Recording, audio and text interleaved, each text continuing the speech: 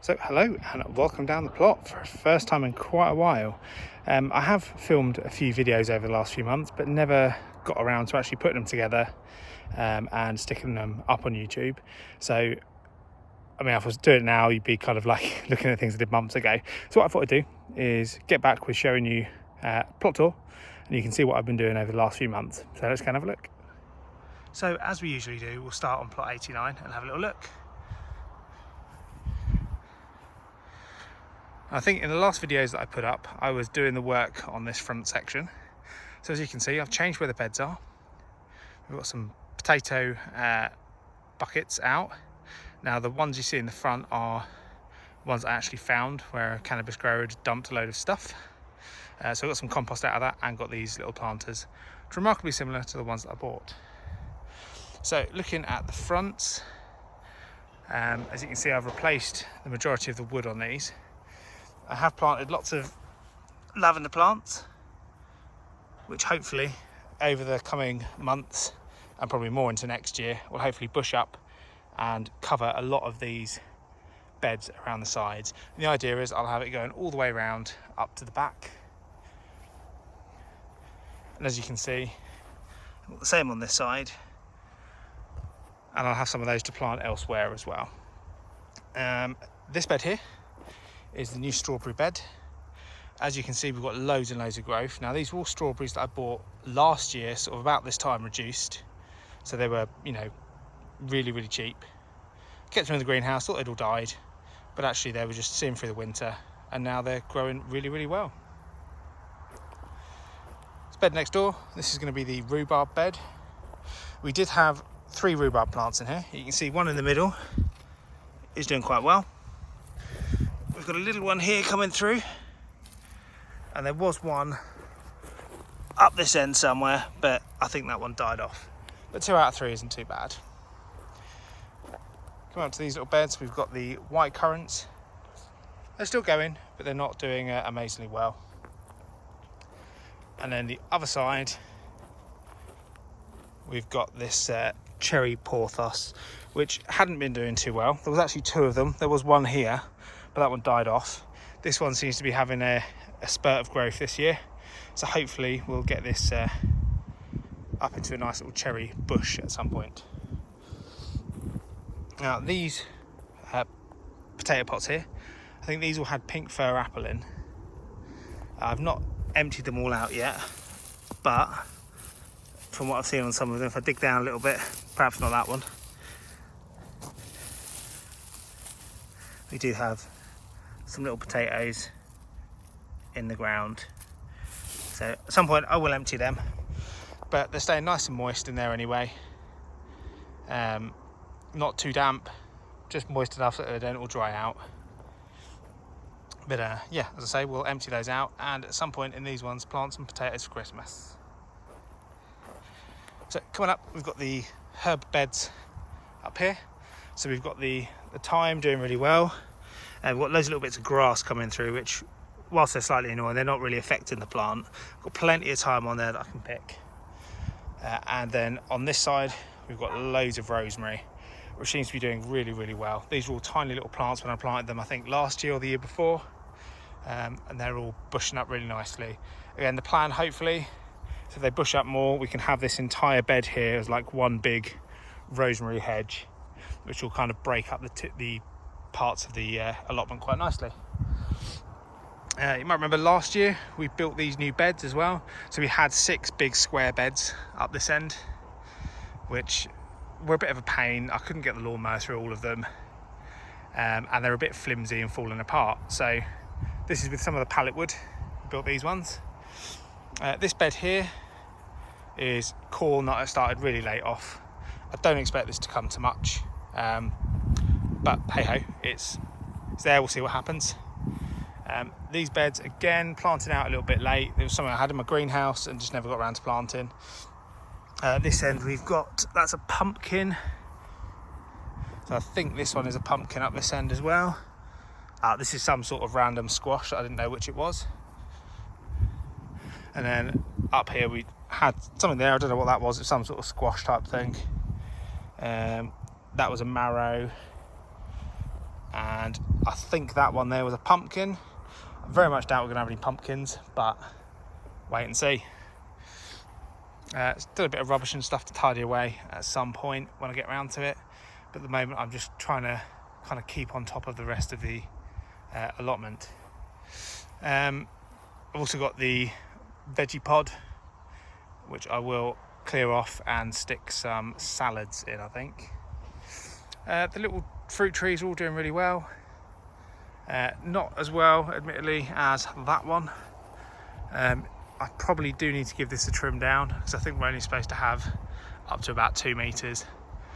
This one's probably at about 3 now, so it probably does need a trim, but actually has really taken off this year and is looking really healthy.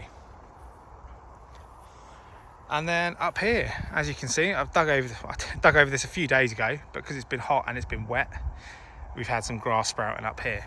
Now what I have got to go in here is a small polytunnel. Now it's one of the, because we're quite limited on what we can have here, it's one of the sort of temporary ones, so you can take the cover off and all that kind of stuff. It's not ideal, but it was, it was reasonably cheap, and I can get away with it because we're only allowed temporary structures here. So my plan is to dig down into the ground a bit, depending on how far I can get down, and hopefully keep it relatively discreet. And I'll set up some automatic watering, etc. in there. Idea will be I have a little, along this side, probably a little flower bed. And then I want over this side, depending on how much space I have, either a planting bed, which is probably what I'll do, and have a path running up the middle here, and then that back section there, I'll get that cleared over the winter, and get a little wildlife area grown in there. So this pond will get moved up to there, and I'll be expanding the pond as well. With this pond, we do have a little bit of wildlife that I need to look after.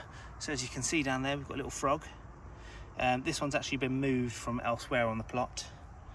There's another one swimming around in here somewhere that I also found today, and there's one which has been living in here for a little while. So there we go, that is plot 89. It's not looking too bad, but still plenty to do. It would be really nice if I could get a little table and chairs to go out on here, or a little picnic bench. The problem is we have around here, we've had a lot of thefts over the last year or so I don't want to pay for anything to put it there. So if I can get a cheap kind of picnic bench, or any sort of bench to put there, or something free, or build something out of pallets, that's what I'd like to do in this little area, just because it's kind of gets a bit of sun, surrounded by some nice herbs, and there's space there to do it. Right, let's move over to plot 64. So here we go, plot 64. So over the last year, this went under quite a transformation. So this had lots of pallet collars just kind of separate everywhere on here. I moved them all. There was loads of wood chip, but it had all become kind of weed infested. So what I've done here is I've grouped them. I've put a archway here to get in.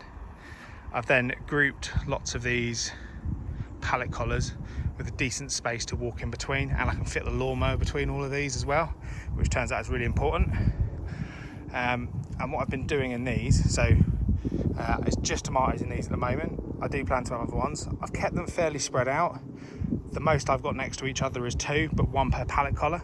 Last year I put 4 per pallet collar, and it was too much in one little space. But the idea here is if they're separate, if any of them get blight, hopefully it won't transfer as easily. And what I've been doing with these is using these large pots, cutting the bottom off, cutting a hole in the plastic bottoms of these, so it goes down to soil, and then just wood chipping in the middle. So in theory, no weeds can really get through this stuff, but the tomato plants can put their roots right down, and we get minimal weeds coming up through those wood chips. But as you can see, I've got a fair few tomato plants about, and this one here is the Brad's Atomic, which are really funky. They're still quite hard. These always look like really little sort of lanky plants, but you get loads of these kind of blacky green tomatoes off of them. This one I think is a Cordyceps. Coeur or something. Yeah, we've got a few on this. Nothing too exciting though. This one I think was the sweet cherry maybe. As we can see, loads of little cherry tomatoes about. Do need to pick them because some of them are going to waste at the moment. But as I say, we've got a fair few of them on there. Coming back, again another cherry type. I can't remember what type this was. We've got quite a few tomatoes on there. This one, a slightly larger tomato. I think this is the Alicante. We've got a load of green ones, a couple of red ones. Just need to kind of nurse these through to ripen up because there is a bit of blight on the site already. And then yeah, here we've got another cherry variety. Lots of nice little grapes on the vine. Just waiting for some of them to ripen up. These ones, I had planned to put a load of sunflower seeds in, but didn't get around to it. I've got the seeds, I just never got around to putting them in. I kind of got busy doing other things and forgot. So I'm just keeping these covered with kind of grass clippings at the moment. That just rots down. It kind of minimises the weeds that grow in there, but as it rots down, it helps the soil below. This one here, this is all my Jerusalem artichokes. This one, you might remember, is a double pallet collar dug down into the ground because I didn't want it to kind of spread everywhere, and Jerusalem artichokes are really good at spreading. So they've taken a little while to come, but I know now that once we've got them starting to grow, they will just take over this box. Hopefully next year we'll get loads of them. This here, this is one of the things I've been doing today. So I had gooseberries in here for quite a while. I had some in here last year, replaced some of them this year. Not all of them have come through. I think I've got one that has completely disappeared. But yeah, so hopefully these will bush up as time goes on and kind of take over this area. Coming back, so here I have cleared this as a bed before, but what I'm probably thinking is waiting for winter when all this dies down, and I want to start clearing all of the rubbish that is within this. So there's loads of rubbish that was left on this plot by the last owner, and unfortunately it just gets completely covered by the weeds, and you can't really clear the weeds because of all the rubbish, but you can't remove the rubbish because of all the weeds. So you have to kind of look to do it when everything's died back. But that is the plan for the winter. There's probably a few useful bits of wood and stuff in there. Who knows what else is in there. I can see there's some wire mesh in there as well, but who knows, we'll have to wait and see. The same with this area over here. Again, it was also used as a dumping ground by whoever had this last. The plan again, get rid of all the rubbish, take what I can out of it and use it, but then yeah, clear that and we can make use of some more space on here. The raspberry bed, this is one that I've always struggled with. I've got loads of polka raspberries in here. They don't seem to be doing much, but I'm going to give them some time. Some of them do. So like here for instance, we have got raspberry plant coming up. Over here we've got some, but then other areas there's just nothing, just a little stick in the ground. So we'll keep an eye on those and see what happens. Here we've got the pear tree. Haven't had a single pear off it this year. It looked at the start of the year like we might get some, but I don't think it's a particularly healthy pear tree. We didn't really get anything off of it last year either. So it might be a case of we just keep an eye and see how this does, and if it doesn't produce over the next year or two, then we'll probably get rid. Here we've got the apple. Well, there's two apple trees here. This is pretty productive. I think it was more productive last year. We do have lots of apples on here. Unfortunately, a lot of them have been attacked by wasps and things. Last year I used the apples off this to make cider. Just as a first attempt. Just okay, not the best, but actually to get, it was probably about 20 litres of cider for free essentially. It was pretty good. Certainly drinkable. Probably not sellable, I'd argue.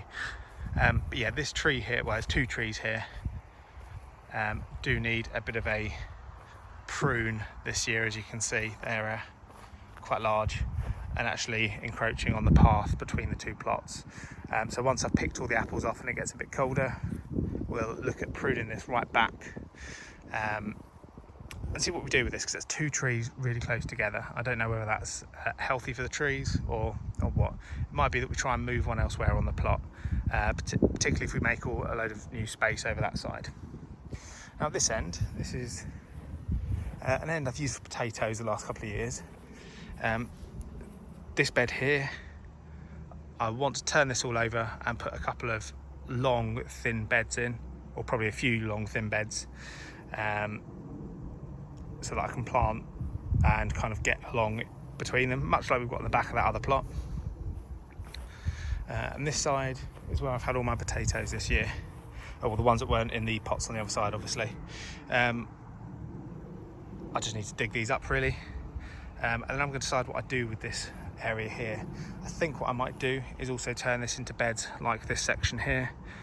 So we probably have like 3 long beds on each side, and I'll leave this path down the middle. That way I can kind of keep on top of the ground a bit better. It looks a bit nicer. It's just a bit easier to manage. So there we go, that is a tour of both my plots. It's kind of mid-September now, so we're coming towards the end of the season, although it has started heating up here recently. We had, a couple of days which was sort of 30, 31 degrees, which was a nightmare trying to come down here, as you can imagine. Most of it I was away. But yeah, luckily all my plants that I've got in survived it quite well, probably because I don't water a lot throughout the year, so they actually manage quite well without having water for a little while. So as I say, that's my 2 plots. Hopefully I'll start getting on top of the rough areas on this plot, or both plots, as we get into the colder months, and get that temporary polytunnel up, hopefully in the next week or 2. But we'll have to wait and see. I'll try and make a video of it. But yeah, so that's it for today. Thank you for watching. Take care. Happy allotmenting.